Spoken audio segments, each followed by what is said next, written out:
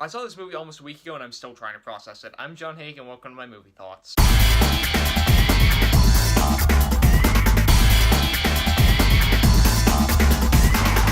Best Friends Volume 1, or Best Fiends Volume 1, depending on how you look at it. This is a new movie written by Greg Sestero. It stars Tommy Wiseau and Greg Sestero. It's not directed by either of them, but the pair that brought us The Room back in 2003 is back together. They made what is notoriously known as the best bad movie ever. There are still midnight screenings all around the country for The Room. Everybody loves it. Everybody hates it. Everybody loves how much they hate it or hates how much they love it. It's a cultural phenomenon at this point. After the success of The Disaster Artist last year and in anticipation of that success, Greg Sestero wrote a new movie called Best Friends, or Friends is in parentheses, so it's kind of like Best Fiends, but also Best Friends, and it's split into 2 volumes. Tommy Wiseau plays a mortician in this movie, and Greg Sestero plays a drifter who starts to steal from the mortician and sell off gold teeth from the dead bodies in order to earn a profit. The two of them then become entwined in this kind of criminal underworld of selling these golden teeth from these corpses, and then we have kind of like chaos and weirdness ensue. And I will tell you guys this, going in to see Best Friends Volume 1, I heard some decent things about it. I heard people say, oh yeah, The Room was like so bad it's good. This is an actually good movie. And then I heard some people say, oh yeah, I saw it wasn't like that great or anything like that, because it premiered at a few festivals and stuff. I actually got to see a Q&A with Tommy and Greg right before the movie started, but then the movie started and I'm like, huh.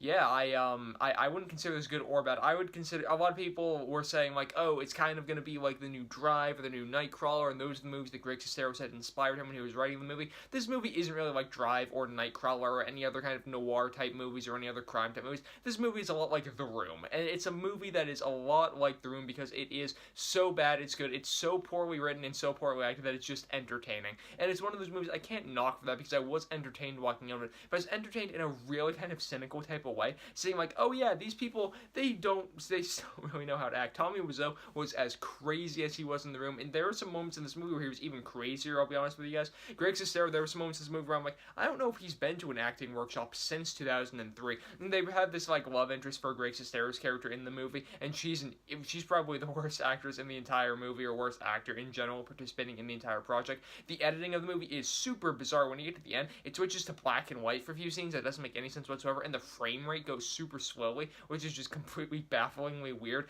There are these like fight sequences that are kind of poorly choreographed. There are these lines of dialogue that just feel like they were written in like 3 or 4 days, which makes sense when you hear Greg Sestero's Q&A that I went to saying, yeah, I wrote the script in like 3 or 4 days, and I'm like, yup, it kind of shows at this point. So I'll tell you guys this, I was entertained by this movie and seeing its kind of absurdity, seeing Tommy Wiseau as a character just be ridiculous as always, seeing Greg Sestero being a bad actor, and the two of them just kind of being involved in this criminal underworld, with some actors that were pretty decent playing the criminal underworld bosses, so it was kind of like a spoof in that way, and had some references to The Room here and there. So as a spoof movie, it was pretty good, but since they were going to make it this like serious criminal, like, you know, kind of gangster type of movie, it fails in that way. So I don't know how to rate this movie. I'll tell you guys this, if you like The Room, go see Best Friends. You'll probably enjoy it. It's going to be in theaters for 2 days at the end of March, and then part 2 will be in theaters for 2 days at the beginning of June. I don't even know if I'm going to see Volume 2. I feel like I have to, but I also feel like after seeing this, I don't know what to go in expecting. So again, if you guys do like The Room and you are like kind of interested in seeing another movie like that, I'm sure you'll enjoy Best Friends. If you want to see like a serious crime movie, this is not what you would be going in for at all. If you like comedies, you'll probably enjoy this a little bit.